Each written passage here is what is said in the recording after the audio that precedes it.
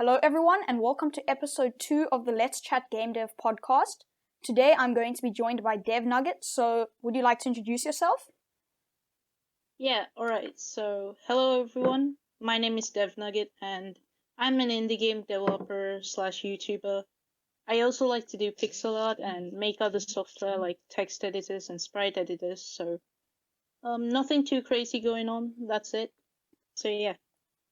Okay, cool. And so when you were starting out, what were your kind of motives and inspirations to get into game development? Like, were you inspired by anyone? You want to maybe talk about why and how you got started?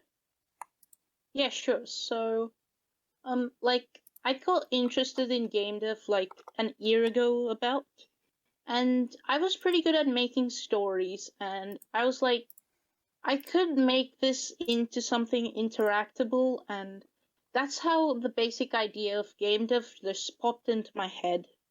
And then I took like a little bit of peeking in YouTube, and I found Danny. Like, to this day, he's probably the biggest inspiration ever. And yeah, that's how I basically got into game dev. Yeah, it was kind of similar for me. So yeah, Danny was a big inspiration. I started watching him ages ago, and like his devlogs and stuff were just so inspiring. Yeah. Yeah, and also I don't know DevDuck. Do you watch him? He also was a big inspiration to me. I do. Yeah, I actually didn't find his channel until recently, so yeah. Yeah, the way I found DevDuck's channel was through the way I found DevDuck's channel was actually through Danny's channel. At one point, he probably still has him. He had him in the channel section, which was quite cool. Yeah. Nice. Okay, so something that we kind of are both doing at the moment is we are both trying to build an audience or a community around our work. And so do you want to maybe chat about your experiences with that? Like how's it been going for you so far? Because you've only been going at this for how long now? About 3 months, I think. Oh wow. Okay, so do you want to maybe talk about about how your experience has been so far? Sure. It's honestly been absolutely crazy these days. Like, the growth of my channel has been pretty good, and basically it was really slow at the start, and like when I first uploaded a video, I was like, okay, yeah, no one's gonna watch it. It's kind of bad, so but to my surprise, like it did really well, and we started growing slowly, and it was great. But then again, I feel like the videos after that weren't doing so good because they were more like introductions of myself. So I realized that like you have to, when you're first starting off like making a YouTube channel, people care about what you do but not who you really are.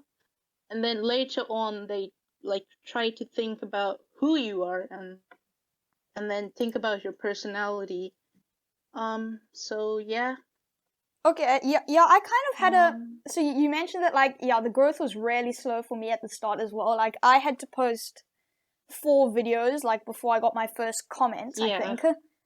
And then also then one of my videos, you also said that one of your videos did really well and then the next didn't. So so I kind of had that experience as well with my how to upload a game to itch.io video. It got it was growing really well, and I was like, oh my gosh. And so then I thought, oh, okay, so obviously this video is done well, so then my next video is gonna do well, and then it just didn't. And I think it might still to this day be my least viewed video on my channel. The same happened. Like the first video that I did about Godot, like it did really well, probably like the most viewed video. But then like it slowly started to decrease. Yeah. One thing I've kind of realized is that I think the reason that itch video did well was because it was talking about a topic which there weren't really that many videos talking about. So one thing I've learned is to definitely try and find gaps in like the market and really just try and compete in a low competition market rather than like Unity devlogs. I've noticed a ton of devlogs with using Unity pop up over the last couple months. Another thing that I wanted to tell was that this wasn't my first channel. Like, I had a Minecraft channel back in the day. Like, it took me like an year to hit 100 subscribers because like the competition was so high for Minecraft. And, like, as soon as I swapped to GameDev, like, it was like a month or 2 months to hit 100 subscribers. So that was like, it's pretty, because GameDev is kind of, it's not mainstream, but like it's definitely growing a lot compared to what it used to be. Like back when I was like first watching Danny, there were like very few channels that were actually doing like devlogs, but now I've been seeing a ton. So this channel that I'm currently running is also not my first channel. I had this one channel where I was doing like these stop motion things, and that and then I also was helping my friends out with their channels at one point. It's just like the more videos you upload, you kind of like understand what the algorithm wants, and So one thing I want to ask you about is your thumbnails. Like, they look really good. Do you kind of have like experience so I'm guessing before you ran this channel, do you have quite a lot of experience with thumbnails? Because like so one of my friends, like, he doesn't really know how to make thumbnails or edit videos, so I spent like an year making thumbnails for him and editing his videos. So I think that was a lot of practice as well there. When I started making thumbnails, I didn't even realize they had to be in a like certain resolution. I used to I started making thumbnails using my phone, and I was like after I figured out how to make proper thumbnails, like I was like, what the hell was I doing? Like, Same. I think I made my first thumbnail in MS Paint. No shame in that, though. I still use MS Paint a little bit to this day, but it's like, it's good if you want to make pixel art, but like anything else is just like animations, trying to do animations in MS Paint, it's just, Okay, so the next thing that I would like to ask you about is so game jams. So I believe that you've had a little bit of a success with game jams already. So you want to maybe like tell everyone about what happened?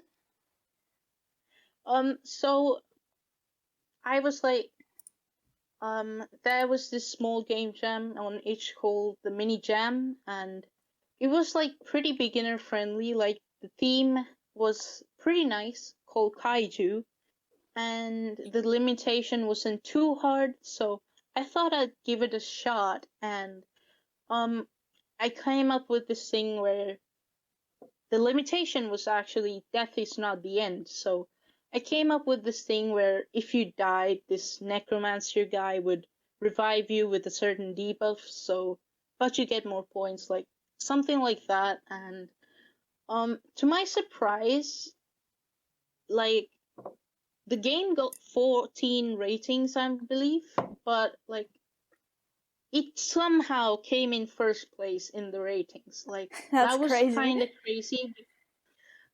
Like, there were other games that got like 40 ratings, but for some reason, this game came in first place. I was like, what? Is this a mistake or something? And I was like, wow, that's pretty insane. So, wow, congratulations.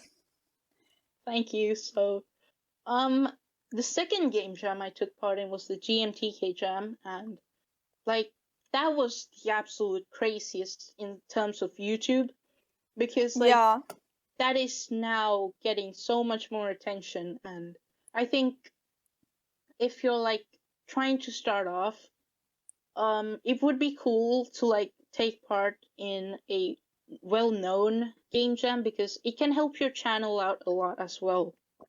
Yeah, like people like to see like I always, Yeah. even though I didn't take part in GMTK, unfortunately, I really enjoyed seeing everyone's kind of like development logs Yeah. about it afterwards.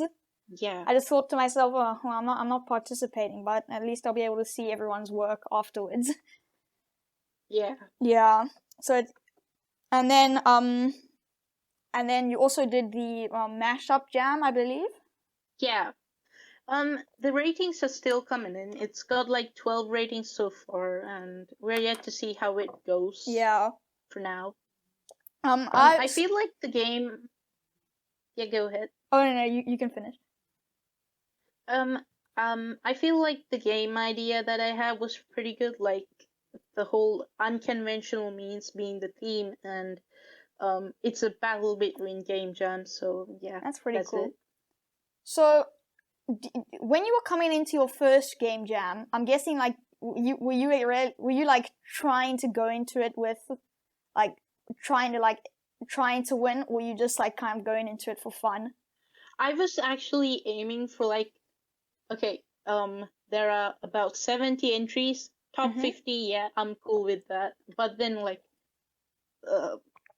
I was even telling to my friends like, okay, I'll be happy with top 50. Like it's my first game jam. Yeah.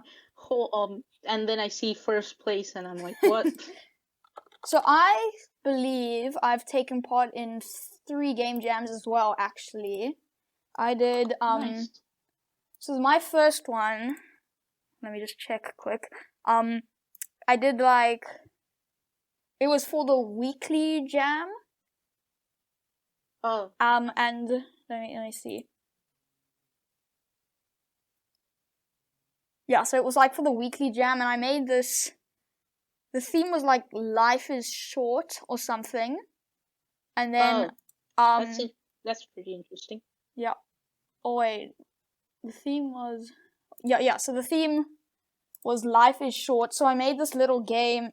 It was kind of this was back when I was really new to making stuff, and I didn't really know anything about making art or anything. So I kind of just threw together this ugly looking platformer. and then kind of like I honestly forgot about the jam, and then I forgot to submit. Oh. Yeah, so that was kind of my first game jam experience. Didn't go as well as yours did. Yeah. Yeah. And then I did. So then I kind of a few months later I was like, okay, I want to do a jam, and I want to actually just submit something. So then I did another weekly jam with the theme being mirror. So I made this little another platformer called Magic Mirror. It was kind of, it seemed like a cool idea in my head at the time. Yeah, but then that happens a lot to me. Yeah, but then it turned out really weird. Yeah, it's just that thing that works so well on paper, but when you try to do it, it's like, no. Yeah. And then the other, so I've actually done 4. And then the other was for the mini, I also did a mini jam, and the theme was colors. Nice.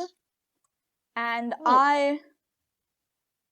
I submitted another game, and it came like 100th place. That's not bad, actually. Like, I don't know how many people were in the jam, but it didn't really do well. Yeah. So like, it's really insane that like your first jam got so much. Yeah, I'm still confused. Like. Yeah. And then, so I've noticed that in your work you use a lot of color paletting.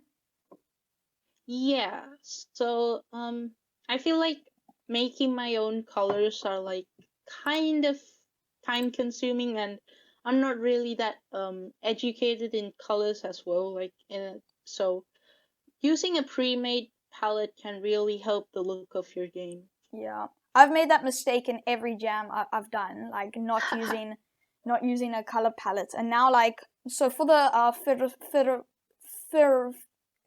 the Good Gear Summer Jam, I can't pronounce that now. Yeah.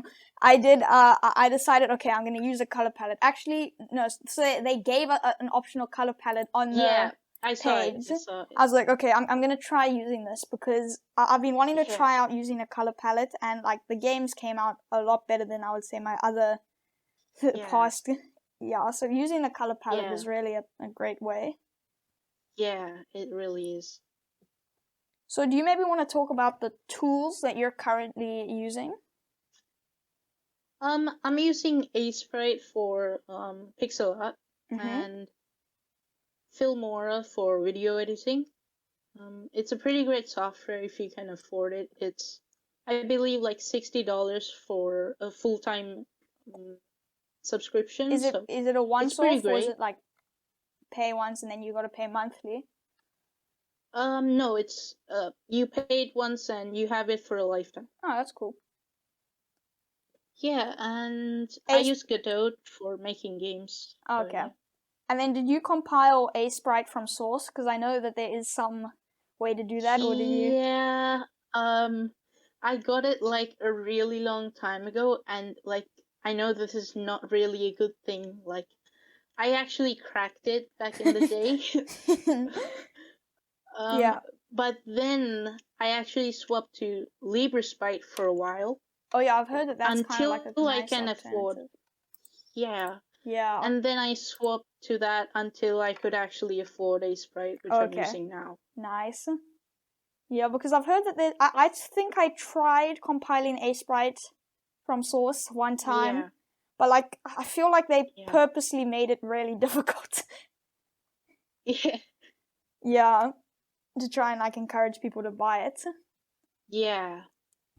Okay, so one of the topics that you wanted to chat with me about was you wanted to talk about why game dev like kind of quitted. So do you maybe want to like tell us about that? So like I've seen many people, like even in my Discord server, like I don't want to tell who that is, but I've seen some people like they come in and they're like so inspired to make a game, and they're like, okay, I'm going to make a game. So they try to make a game, but then like an hour or two later they come and like, nah, this is not for me, I give up. Yeah. And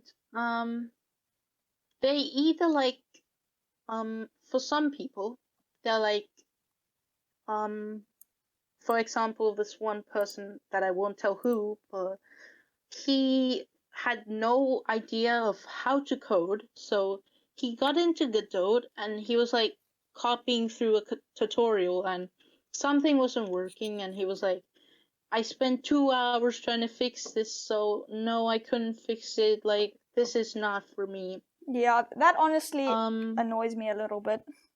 Yeah, it does.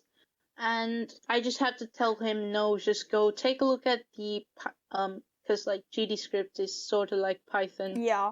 Try and learn Python, and then you can get back into game dev. But they're like, no, I'm too lazy. Like I just wanted to make a game. Yeah, a lot of people want to make a game, but they're not really willing to put in, because like I personally have put in like many hours into developing stuff that isn't games, like just to get better at like Python and Pygame and stuff. Just like not even making games that I necessarily like.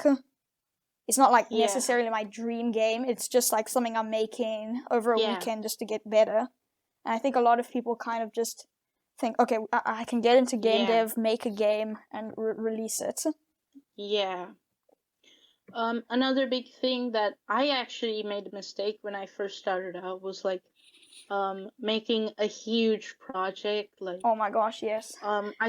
That the first ever Godot devlog I put out was this huge project that like a whole Metroidvania, and I never actually came out to finish it. Like, I still don't have the courage to like go and reopen that project, because when you're first starting out, like you should experiment with like smaller projects and then try to make a big game like after a while of. And then another thing that makes people quit from game dev is like that they release a game, they make a game, they release it, but then it doesn't really do well. Yes. It might not get many views or not many payments, so they're like, nah, this is not good. I'm Yeah. just gonna leave. So on the payments front, it took me over 2 years before I got my first payment from GameDev. For me, it was from the first ever game jam I did. Oh yeah. Yeah, it was $5, and Nice. that was kind of crazy when Yeah. that happened. So it's just you have to put in effort, Yeah. and someday you will get a reward for it. Yeah. So you were saying also about people don't realize how difficult it is to actually get people to download their game. Like, Yeah. people just think if I make it, they'll come, and then they don't really realize that like to get people, you need to there's like a lot of marketing and kind of like stuff that goes into it. It's not just make a game, release it, get tons of downloads. So I think that's another kind of yeah. So is there anything else you want to say? Not really. Okay. I think that's it for that topic. Okay. So then you also wanted to talk to me about people complaining about their work being bad but expecting others to play it. I guess that kind of ties in with our last theme. So do you maybe want to say something about that? I'll try to make this one short. So this is something that has happened to me a lot. Same. Someone is making glorified pixel art. They try to make it as good as possible. They share it and they're like, okay, this is I made pixel art, but I think it can be so much better. There's a problem here, and then they just complain about how bad it is, but then they also want people to give good feedback about it. I won't tell what this part was, but I've seen a game page where the creator is like, okay, there are some bugs here, there are some really bad art bugs right here, but then someone commented about that and he's like, nah, it's just something that left out, and we can't really do anything about it. He's just he's really sad about it, but so it's something like that. And this is something that I've also some people fallen into the trap of doing.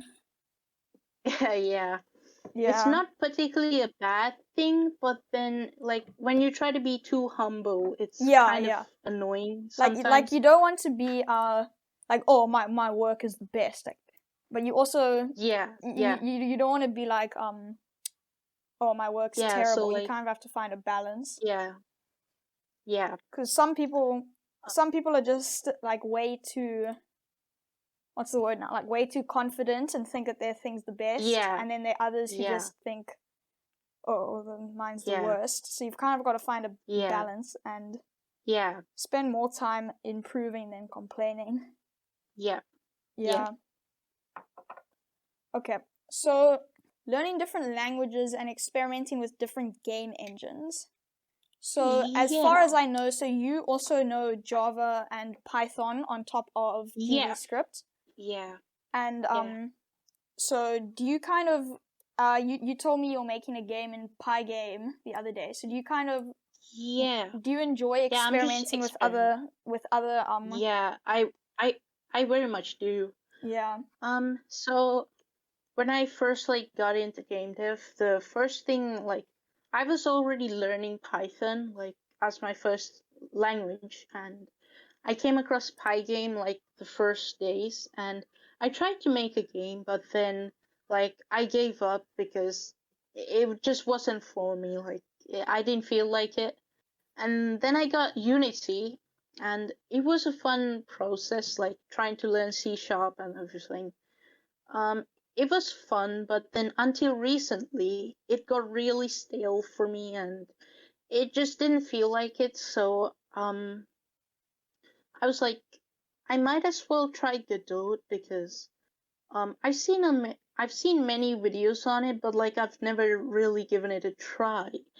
And I think that was the best discovery of my life, to be honest. Like Godot was just the perfect engine for me, and GDScript was basically Python if you think about it, and I've already had a little bit of experience working with Python.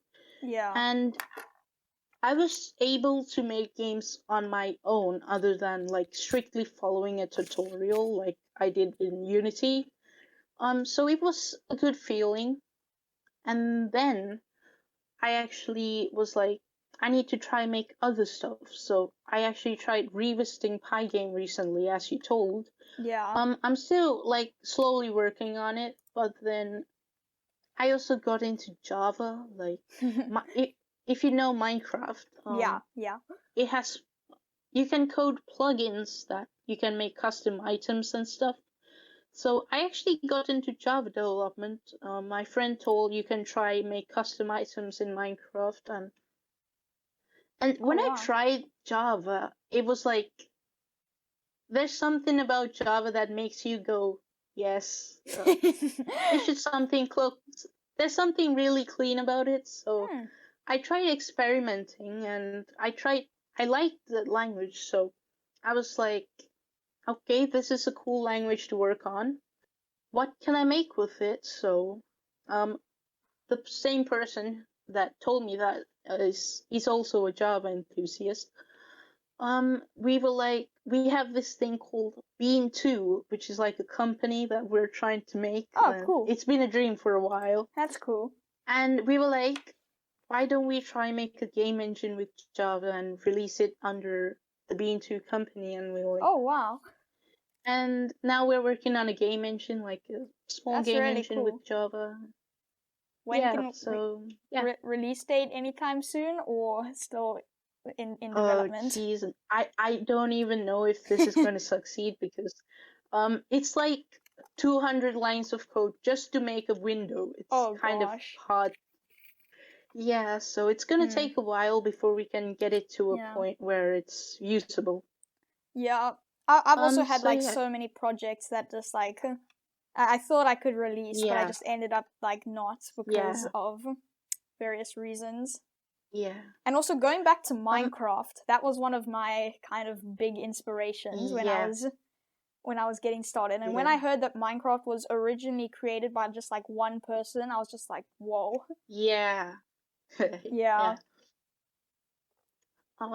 Another thing that I tried to do was like I tried to make a text editor using Godot, and Oh, it that's came cool. out nice.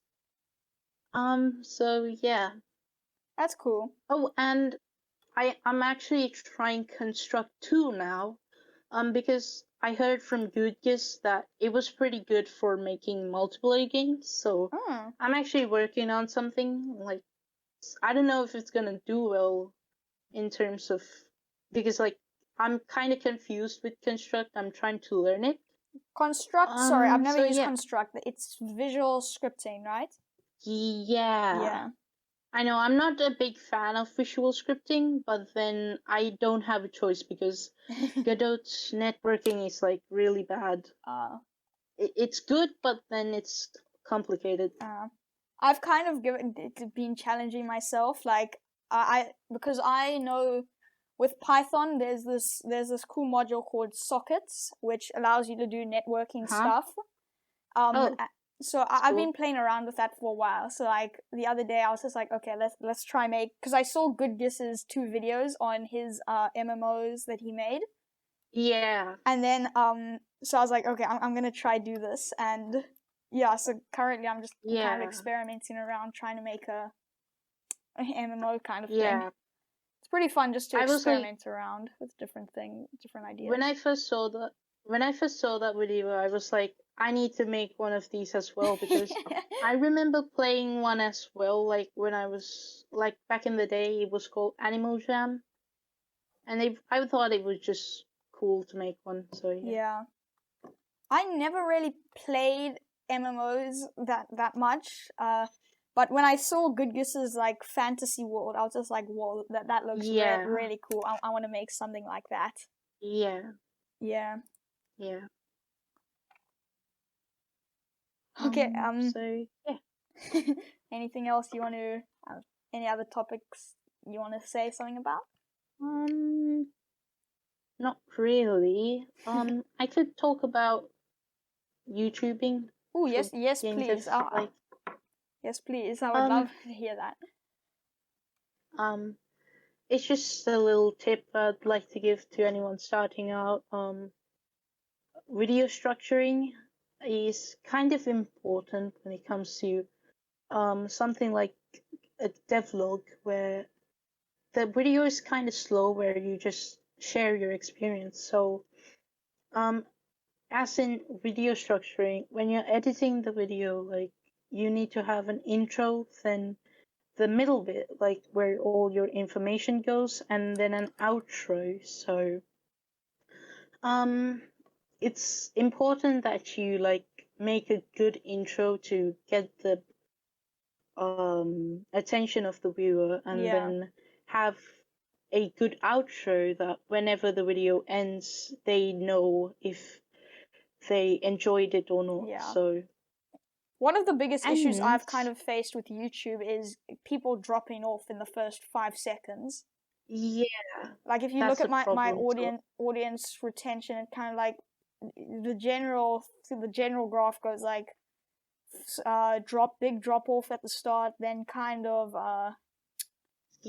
equal throughout the middle of the video, and then drop off at the end. But I feel like at the moment too many people are leaving in the first 5 seconds. Yeah, same. So like what are your tips be to combat that? It would just be to make funny edits, in my opinion. Like try to incorporate so yeah, it's just you have to try to make the video short and informative. Just have some funny edits. If you like want to start off, Twitter is a good place to start off, because like you can get more people to see your post than in the YouTube algorithm. So YouTube if algorithm you really can be quite mean to new creators. Yeah. If you want, you can try out Twitter or Reddit, and then try to promote your channel from there. Yeah, I've had a bit of success, like kind of with Reddit. That's actually been where quite a lot of my external views come from. Yeah. Like when I was first starting off, like I struggled. Like I was promoting it on Reddit, and I was like struggling to get the first 10 subscribers that I was longing for. And when it did, it felt good. Like after you hit like 50 subscribers, maybe you don't have to really focus on promotion, because if you did get to 50 subscribers, the algorithm probably is starting to recommend your videos. So yeah.